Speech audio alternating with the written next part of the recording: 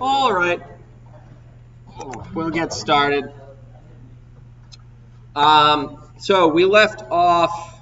We had a little bit of a weird class yesterday on Wednesday. Nope, Monday. We started with methods and we switched back to arrays. So arrays, we really only covered dynamic arrays. You can have a dynamic array of any type. You put it in angle brackets and it will take care of that for you. Where we want to go today is methods. Okay. There are a couple of things that I want you to be able to do before we start doing assignments that are automatically graded. And one of those is create snippets of code in a callable way. So a method is a function that is going to be called by my test scripts that can be provided input easily. So it's a way of dealing with input and output that removes the console from consideration. So where we left off yesterday in methods was here with some method examples. So that's where actually we're going to get started. We're going to get started right with a live demo because we did talk about parameters in a method. So let's go over to screen. So here we've got some code, and we create a list called Bob, my favorite variable name, and we print it, we modify it, and we print it again. It's a very nice and concise way of explaining what code is going to do. If you can't explain what your code is doing simply, probably you don't understand how you're doing it well enough. If you can't break it down into small pieces, there's a problem. But the method print list takes in one argument. So let's go look at print list. Print list takes a dynamic array of integers, and inside of that function it's called b. So when I call it b, I say for every integer I in b, print it out on the same line, and when you're done, print a new line. So it's just going to quickly print the list. Mod list, what does the add function do? Does it mathematically add the number 100 to the first element? What does add do in a dynamic array? It adds a new element at the end of the array. So we print the list, which should say 1, 2, 3, 4, 5. We modify the list by augmenting it with an extra element, and we print it again. Let's start there.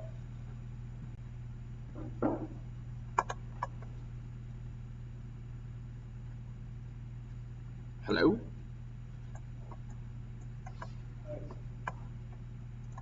Okay. And of course it helps if once again, wait, it doesn't make any sense. What was that? There it is. Okay.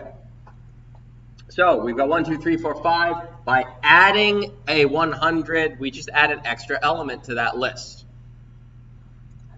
Okay, from there, next piece of this, we do a, get rid of this, stop this from running. We say temp name. Temp is the name of the method. Name is a string. Right now it just says Ouagadougou, but temp uses a compound operator, the plus equals operator, to append something to that. It's not the only way to append strings together or create formatted strings, but this just adds whatever I give it with an underscore Bob, and it prints it out. So down here where I say right line name, there's a reason.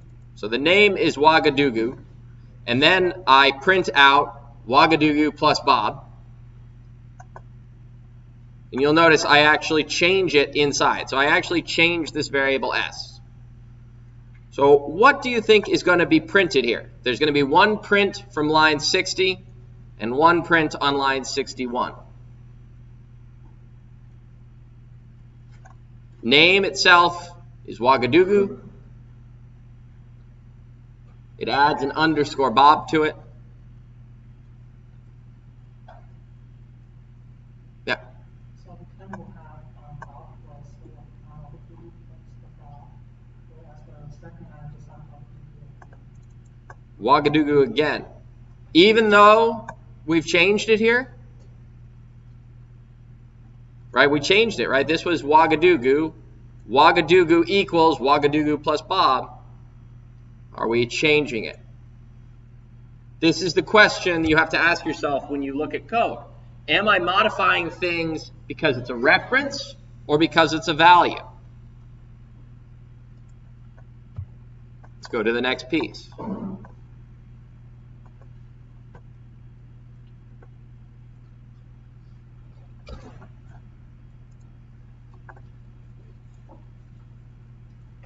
You're absolutely right. We're making a copy. Remember when we talked about arrays, we talked about shallow copies and deep copies? This is making a copy of the string so that when we actually modify it inside the function, we're not affecting what was outside of it. But anytime you pass a variable to a method, you need to think about whether you're passing it by reference or passing it by value. Are you making a copy or are you just passing the reference? Okay? Because if this was a reference type, it would have modified name. Here it's only modifying internally. Okay. So that's that. Oh, this was the original demo right here. Get n, get m, print the sign of n and m, and print the max of n and m. None of these methods return anything. They're all void. They're static because main is static. Okay, back to the slides. Okay, so reasons you need methods, any kind of shortcut that you can take is going to make your code a little more readable. So here, this just takes an integer and converts it into a string. How? Based on what month it is. So if you give a month, what is the month of January as a number? 1. Excellent. But in C# arrays start at 0. So when you put in a 1, you want to access the array sub 0, and that's why right down at the bottom there, it says month minus 1. Another method, again, we're taking small chunks and they are not overlapping in functionality. Okay, they're tightly coupled and loosely, or tight cohesion, loose coupling. If we try to figure out how far between two different months, it's as easy as taking the end month minus the start month. That's the number of months between. So if I want to know how many months are there between January and November, December and November, how many months? Between November and December, how many months are there? Well, there's one total month. If I pick November 1st to December 1st, that's 1 month. Okay. So we agree. So if I said between October and December, that would be October to November, November to December, 2 months. Okay. Now, what about how many months are there between October and January? October to November, December, January. 3 months. 3 months. But that's not what this would show, because if the end month was 1 and the start month was 11, what's 1 minus 11? Negative 10. That negative is kind of important. Negative 10. That's why we have a little bit of extra logic. We say, hey, if it's less than 0, add 12. So do that again, right? We've got November to December to January. What did I say? What was the original question? October, right? October. November, December, January, 3 months. We know the answer is supposed to be 3. But if we take 1 minus 10, we get negative 9. Negative 9 plus 12 is positive 3. Finally, it prints some things. But notice we started nesting some function calls here. We're actually saying the month of the start month and saying the month of the end month. That's from the previous slide. Say month is something that we're going to be doing multiple times. So we're reusing our code in multiple places, and it makes it look nice. There are blank months from start month to end month. So putting it all together,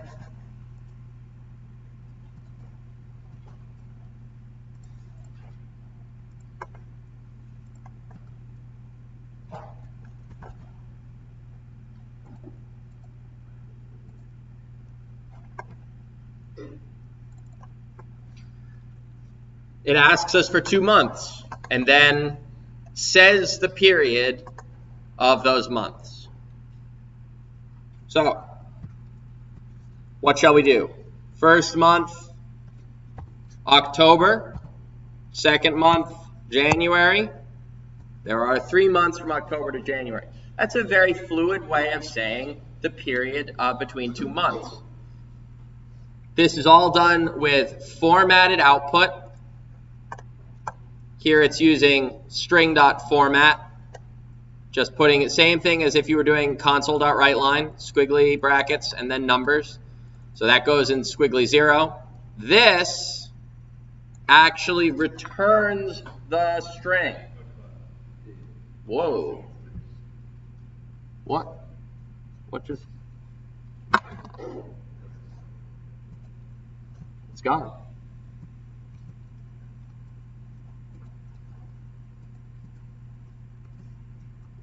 Let's try that again.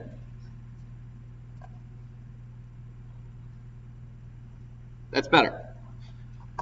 I need like another little screen right here that's just whatever this screen is. Like a little HDMI, like man in the middle attack or something. All right, so one more time here. October to January is 3 months. That you see. Okay. Now you see the read lines. So the difference between what we showed on the slides and here is we've modified this a little bit. Instead of printing things directly to the console, we're returning strings that we then want to print to the console.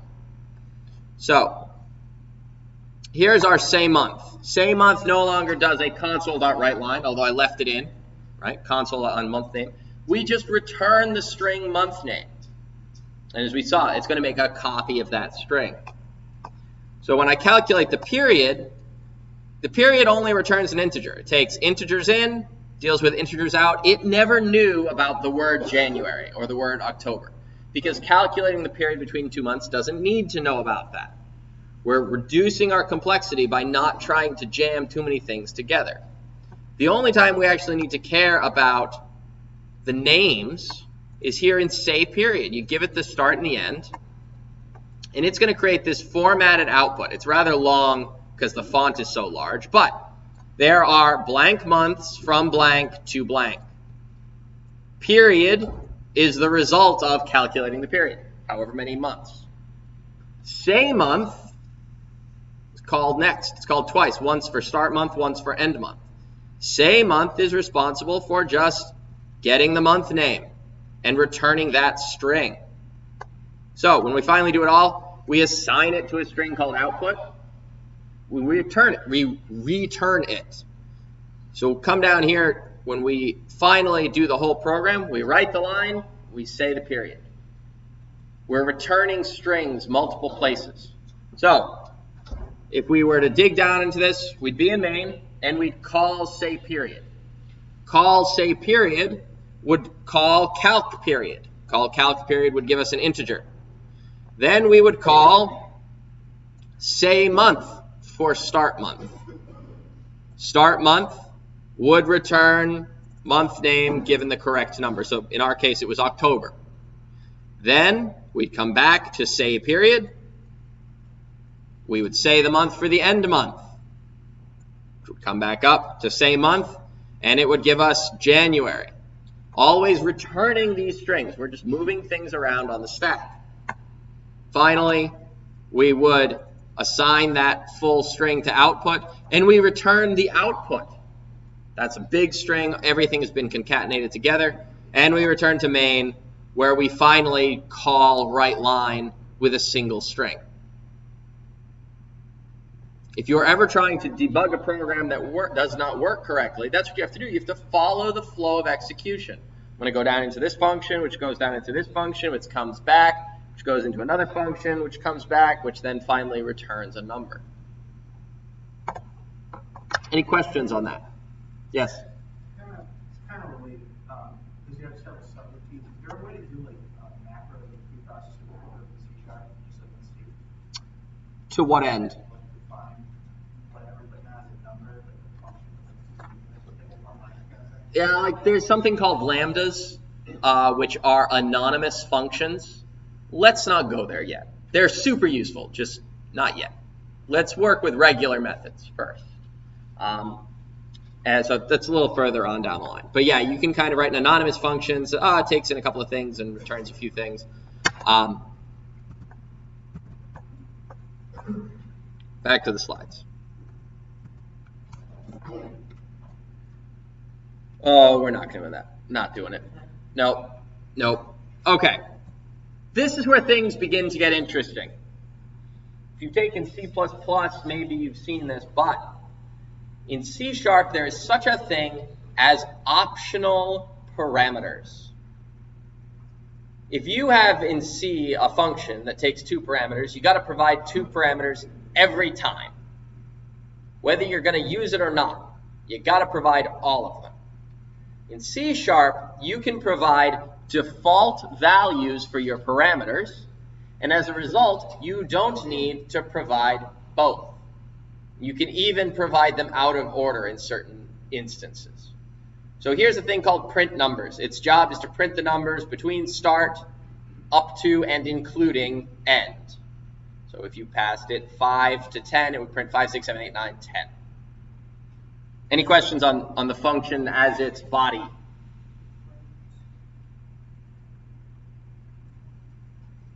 Okay. It's not a crazy function, it's one for loop. Where things are interesting is you provide optional parameters. You do that by just saying the name of the parameter int start equals and then a default value. So if you call the function normally, the way you've done your whole life up until now, print numbers 5, 10, it's going to print 5, 6, 7, 8, 9, 10. If you only provide the first argument, or only provide one argument, it's going to interpret that as the first optional argument. So 15 would be assigned to start.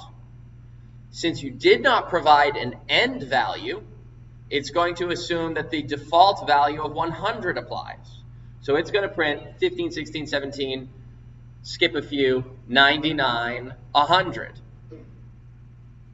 If you provide no arguments, it will use all of the optional parameters. So it will print 0, 1, 2, 3, 4, skip a few, 99, 100. And finally, you can provide named arguments. In this case, you can say end, colon 40, start, colon 35. And it is, as a compiler, smart enough to figure out to put 40 into end and 35 into start, even though the orders have been switched. There are a couple of problems with this. If you start trying to mix optional parameters and non-optional or mandatory parameters, all of the optional parameters have to be after the mandatory parameters. So you can't say mandatory start, optional end, mandatory step. Say you wanted to count by 2s or by 5s or something. Your optional parameters have to be at the end of the argument list. Okay, let's go and look at that for a second.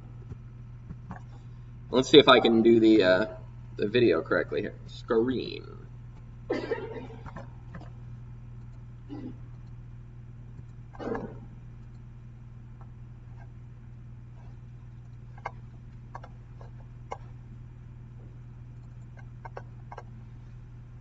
Okay. This is exactly what was in the slide, all of the different options.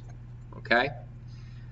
So let's run it and then also have that up on screen to see what we have done.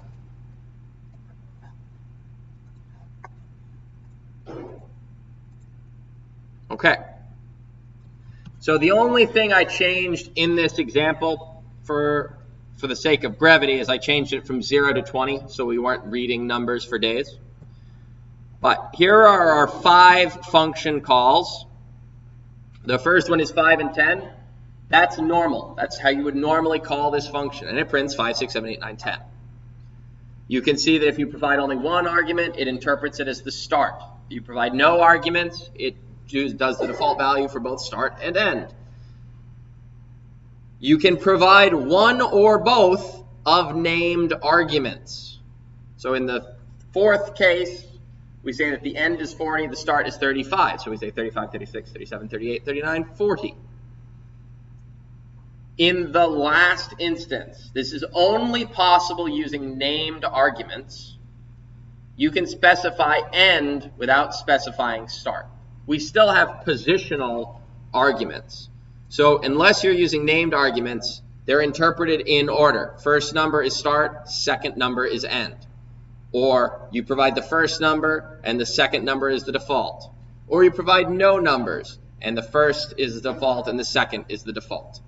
Only using named arguments can we skip one of the optional arguments. So in this case, it uses the default value for the first number and the provided value for the second number. So far, so good. The goal is to be able to write any kind of function.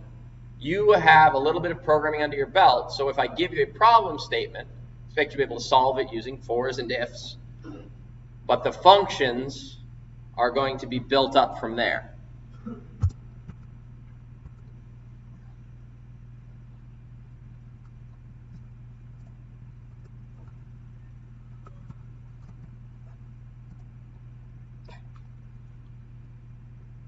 At long last, we've got return values. I know I already did a demo where we returned some numbers. But like any good function, a function can return a value. For a given set of inputs, you can return an output.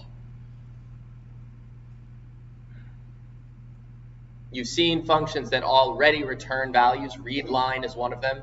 It returns a data type string, and it's whatever the user has entered.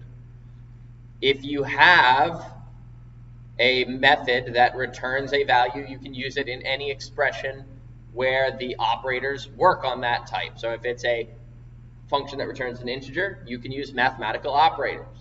If it's a string, you can use it as part of a string concatenation. You can also nest function calls, which we've used several times, right? Console.readline into int_parse. And other than that, it's not that interesting. It's a return statement. You say return, put whatever you want to return. It can be anything that can be evaluated. It doesn't have to be a single variable. It can be an expression. The only thing you need to worry about is what the return type is when you define the function. So here it's defined as an integer function. If it's void, it doesn't return anything. You can have return statements inside of a void function. You just cannot return any value. Return is just a keyword that means exit the function right now. If you say something after return, it says return this value and leave the function right now. So in a void function, you can have multiple return statements. You just can't actually give a value through that. You can just prematurely end the function. Like that. Return semicolon, done. And you can return in several places. Okay, let's look at a few examples here. A classical mathematical function is Fahrenheit to Celsius. For every integer input or every floating point input, there is only one mappable output. It meets the classical mathematical definition of a function. And it's minus 32 times 5/9. There's nothing really crazy there. But this function could be actually shorter than it is. Does anybody know how you might make it shorter in terms of line count?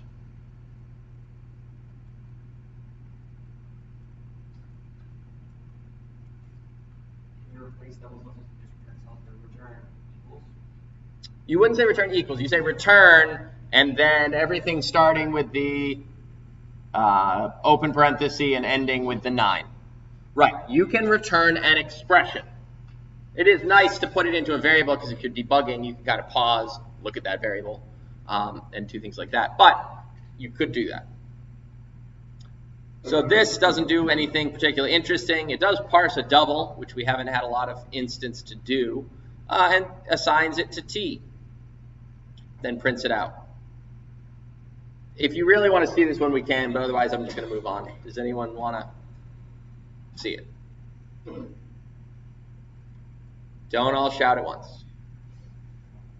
All right, I think this is pretty self-explanatory. It's returning a double.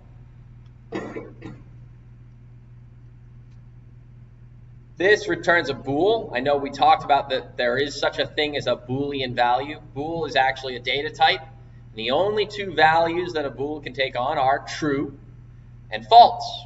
Those are the only two things it can be. It's not numeric. A true isn't a 1, a false isn't a 0. It's true. True is its own value. And in this case, all we're doing is saying, are there any positive numbers, rather I should say, are all numbers in an array positive? Another way of thinking about that is, are any of them negative? And this is a good example of having multiple return statements inside of a function. We could use break statements to break out of the for loop and then compare a few things and then decide whether to return true or false. But we can just short circuit that evaluation. We can truncate the whole function. We can say, all right, if any number is less than or equal to 0, which I guess technically positive has to be greater than 0, right? I tend to think of positive as non-negative, so 0 I would think of as positive, but I could make the case that 0 is neither positive nor negative, right? Yeah. Sure. So do you remember when we started talking about looping constructs in class on Monday? All right. A for each is a way of iterating over every element in an array without using an index. It doesn't need a separate index variable to keep track of what variable array sub I. Doesn't need that. Every time through the loop, the variable number is going to contain a new element of that sequence. It's called sequence. That's all it's doing. So every time through the loop, you're getting a number. When you come back up to the top of that loop, it's getting the next element in sequence and putting it into number. That's all. Okay. So the only way that this function can return true is if it iterates over every single element and doesn't go inside that if statement. If it goes inside that if clause, it's going to return false.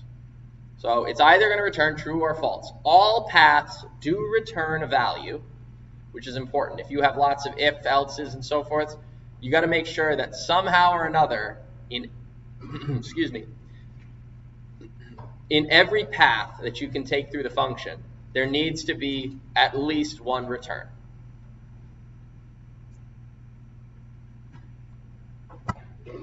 I do want to show this one because this is a little bit more interesting. Yep.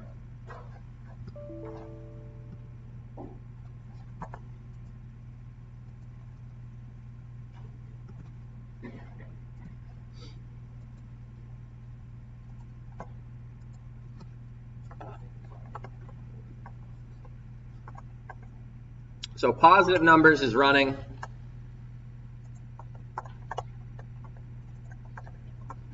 So all I've got to do is have a function that first builds an array, which is what I'm going to do here. And we talked about this last class, I think, or maybe it was Friday. Get in the number of elements, allocate the array, and then read in a bunch of lines. It doesn't do any input parsing. It just assumes that you're going to put in nice things. Okay. So number of elements, 5. 1, 2, 3, 4, 5. Now it's actually inside of the function. Now, should it return true or false? True. 1, 2, 3, 4, and 5 are all positive. So as I step through this, or if I skip it, darn, I hit the wrong button. Let's try that one more time. Let it run. 5, 1, 2, 3, 4, 5. Okay. Let's try this again. We step in. So the first time through sequence, it assigns number the value 1. Just turned red right there. It's a 1. 1 is obviously not less than 0, so it skips the return, comes back up to the top. Number is now 2. Skips the return. Number is 3. Skips the return. Number is 4. Skips the return. Number is 5. Skips the return. Now, we've gone through all the elements. So we jump past the for each to the next statement. In this case, it's a return true. So all positive is true, so we're going to say all the elements are positive. How many comparisons did we do in that execution? We had 5 numbers. How many comparisons did we do? We did 5 comparisons. We compared 5 numbers to 0. I'm going to run this again with a slightly different set of inputs. We'll still do 5 elements.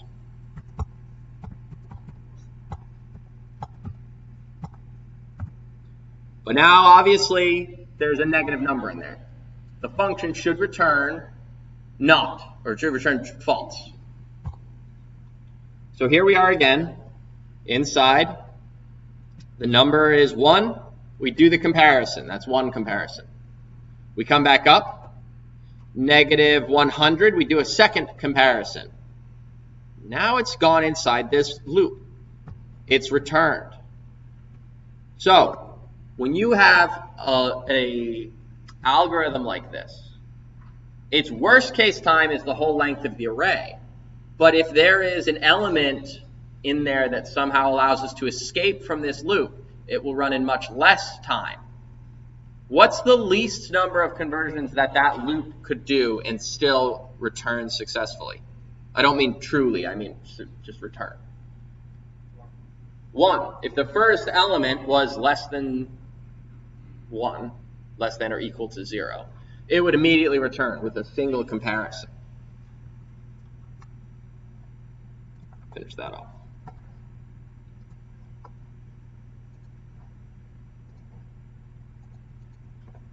Okay.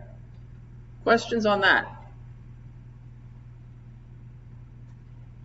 So we're building on loops.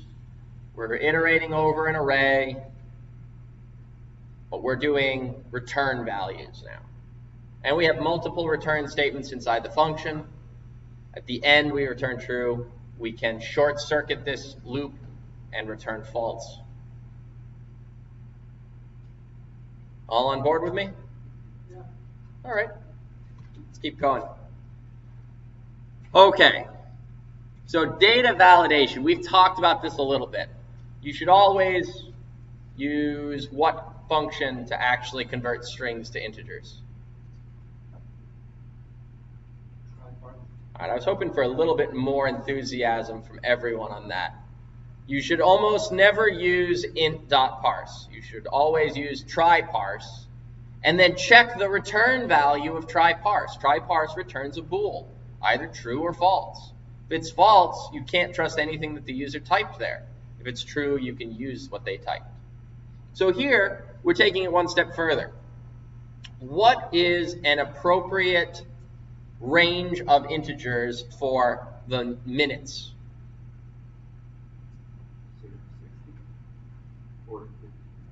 0 to 59 or 60, depending on factors, right?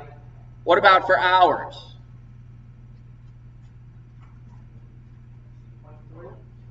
0 to 12 or 0 to 23 or 1 to 12, depending on what time you're dealing with. So if you spend a weekend binging NCIS, it's 0 to 23. So here's what we're going to do. We're going to write some functions that allow us to take complex procedures and make them a human readable form. So is a valid time is equal to valid hours and valid minutes. So if the hours are valid and the minutes are valid. That's a very nice human readable way of putting that. But what is it to say that the minutes are valid? Well, they've got to be greater than or equal to 0, and they've got to be less than or equal to 59. There's nothing stopping us from taking that small logical clause, 2 comparisons and a logical and, right down at the bottom, and pasting it up there. But how long is that line going to get? Because validating hours isn't there. Validating hours is the same thing. So now we're going to have 4 clauses. It gets long, but making it nice and concise is going to increase readability. It's going to increase code maintainability. It's going to make your life easier. Because let me tell you, when you walk away from a piece of code for 2 weeks and you come back to it, you might as well be seeing it for the first time, even though it took you the better part of a weekend to write or 3 business days to write a function. You walk away from it for a couple of weeks, it's gone. Just totally gone. So you need to leave breadcrumbs for yourself. So let's just look at that code in its entirety, what it looks like.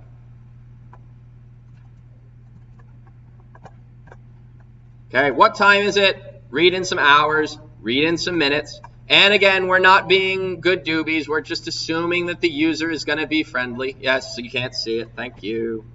Don't raise your hand. Just shout at me. Scream. All right, you're not allowed to shout at me. You can shout at me. Screen. Okay, that's good. Now I want to go to now I'm in the wrong window. All right, read line. We're being bad. We're not using try parse. But again, it's a demonstration. Here is our statement. Is valid time is equal to this and this. So if both of these are true, valid time will be true. If either of them are false, the result will be false. So if it's valid, we print it out like it's a time. Hours, minutes with a colon in between. Otherwise, we say, nah, I don't think so. Thanks for playing, buddy. Validate minutes. It's a nice little thing. Now, you were talking earlier about lambda functions. This would be a candidate for a lambda function. But don't. You don't have the vocabulary to know why it's a little bit easier to do this than lambda functions right now. So all we're saying is, okay, it's got to be greater than or equal to 0 and less than or equal to 24? Don't you feel like that's a little bit wrong? It seems like it should be between 2359 and 0. Well, I mean, does anybody actually serve in the military? What would the appropriate term for midnight be? 0, 100 hours, not 2,400 hours. No, nobody would say 2,400 hours. So the other reason to keep things concise as a function like this is because you can look at the name of the function and evaluate whether or not it makes sense. If you were to take all of this, which you could take this right here, and you could say bool this, and then you could take the hours. Okay, you could even put it on 2 different lines. All right, semicolon. That's a perfectly valid statement. You could test based on Ben, but your eyes are going to glaze over by the time you get to the second ampersand. So much easier to evaluate 2 separate functions that have clearly defined properties. Is the minutes valid? Are the hours valid? Is the minutes? Are the minutes? Is the minute?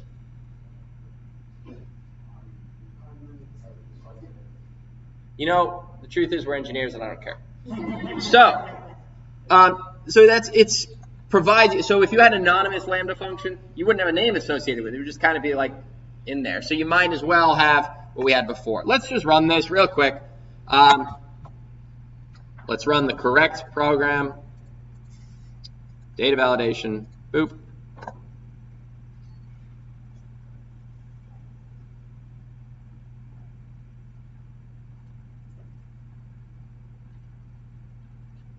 Hello? What time is it? 16:42. Run it without 16:42. Perfectly valid time. It's 16:42. Now, we could do bad things. It's a given that if I type that, bad things are going to happen, right? What's going to happen? How is it going to crash? Somebody just one person volunteer. I'll pick on someone for being. Yeah. What exception? It's not enough to say that it's unhandled. A crash is an unhandled exception. All crashes are unhandled exceptions. What kind of exception, though? A format exception. With a message, input string was not in correct format. But we can put in things that will not cause the program to crash. They won't cause an exception, but they won't be valid. So what's an invalid hour? But we could put in valid minutes. No, valid minutes.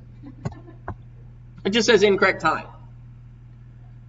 One of the things that you're gonna see after a while, I could have immediately printed incorrect time, don't you think? As soon as I typed in the hours. If you were to do that, your testing strategies become much more complex, okay? Because you have to test that it prints out incorrect time before it prints out minutes, before it prints out, or before it prompts for minutes. And then you also have to check that if you enter invalid hours and invalid minutes, then it prints out incorrect time. So you're going to see a lot of approaches where you get all the data in and then print out things. In certain cases, that's not going to be possible for a production environment. But for these kind of projects, make it so that it's easily testable. You do the same types of input, and you check the output. Don't be inputting and then checking and then inputting and then checking and then inputting, check. One check is enough. Okay, questions on that? Okay. So a couple of things to make your life a little easier. If you're going to write a method, make it do one thing. And do that one thing really well. Make it so that it's clear what a function should and shouldn't be doing. A function called add should not be graphing a quadratic equation. It should be taking two things and adding them. Or in the case of an array, adding something to an array. If you put in more functionality to a method than is necessary, later on you're going to regret it because you're going to wish that you would only put in the bare minimum functionality. You can make multiple levels of functions where the lowest level function has that one little piece, and then you can surround a call to that method with that extra functionality. But make sure it does one thing, well-defined, inputs, outputs, done. Give it a good name, a nice, clean name that explains what it does, and don't abbreviate. Don't, you're not texting with a Twitter anymore. You don't have 140 characters. You've got a full desktop machine. You can name the functions whatever you want. They can be sentences. There's going to be some point, around 200 characters where that's a little bit too much. But if it's 2 or 3 words, that's fine. Write out all 3 words. Don't use generic words. What does process do? Is it a process? Is it processing something? Is it something about multi-threading? What kind of data is it processing? Is it processing ints, floats, strings, websites? It's not clear. G1, F, those are not great names. And I think I mentioned this earlier, there's a naming convention. All your methods start with a capital letter, and then lowercase. Every word, though, gets capitalized. So calculate price, capital C, capital P.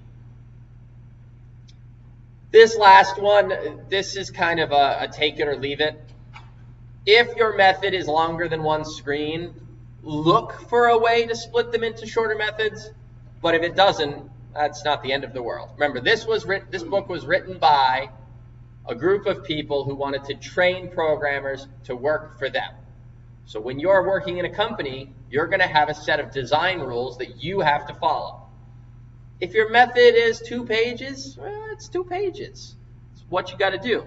But if it's 2 pages with a bunch of copy-pasted code, you're an idiot. Okay, make it a function, then it's 1 line instead of like a multiple of 10 lines. There's no point doing that. Okay? Another thing, I think I've got 1 more page. Yeah. Another thing to be on the lookout is maybe you have something that's, say, 10 lines long, and then somewhere else you get something that's 10 lines long, looks pretty close, but maybe there's like 1 variable difference. If that's the case, that variable should be an argument into a function, and you should call it twice. Always be on the lookout for how can you combine code into 1 function. Okay, don't go overboard. Don't try to make it perform multiple tasks, single, well-defined tasks. But if you can provide 1 extra argument and get a lot more utility out of that function, do that. Breaking programs up into simple methods solves big problems easier than solving 1 big problem all at a time. This is the top-down approach, or as I usually refer to it, then a miracle occurs. South Park, is this still a show people watch? The underwear stealing gnomes? All right, what's the motto of the underwear stealing gnomes? Step 1. You guys said you knew. No, but the underpants stealing gnomes is a particular episode. They go, step 1, steal underpants. Step 2. Step 3, profit. That's a top-down design approach. There's sort of this miracle occurs at the beginning, in the middle right there, where somehow stealing underpants leads to profit. I don't know how underpants turn into profit. Nope, not thinking about it, not thinking about it. It's a cartoon, not going to consider this in the real world. Top-down approach. You define the problem. Then you say you split the problem into multiple sub-problems, each one smaller than the main problem. You keep taking those sub-problems and splitting them up until they're manageable chunks that can fit in about a page or a screen of code. Boilerplate stuff, declaration and a body. That's the line that says the return type, the name of the function, the argument list. The body is the actual code. Parameters are what we spent today doing. We did all the early stuff last time. And you can return stuff. Okay? Questions? Yes? You will have homework on this. I'm not giving you anything today. Oh, don't thank me. It's not going to be pleasant when you finally get the homework. I should have been giving you homework the past 2 classes, but GitHub is not cooperating with me in terms of doing our coursework. So I'll give them all to you at once. 12 hours, that's enough time to do 3 homeworks, right? Good.